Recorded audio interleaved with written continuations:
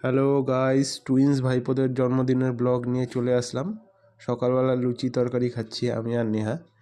এটা আমার ভাইপো, এরই জন্মদিন।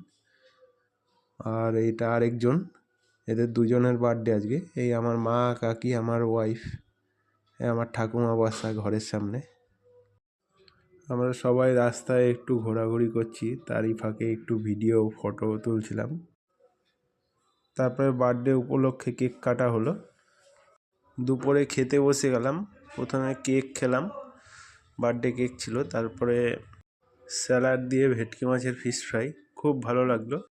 আমাদের সাথে আমার ভাই ইন্দ্রজিৎ পাল আর দেবজিৎ পাল বসেছিল। ডাল দিয়ে ঝুরি আলু ভাজা, খুব ভালো লাগে।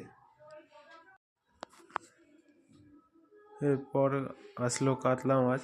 কাতলা মাছের ঝোলও ভালো হয়েছিল। আর তারপরে খাসির মাংস, লাল লাল ঝাল ঝাল খাসি, খুব ভালো হয়েছিল রান্না।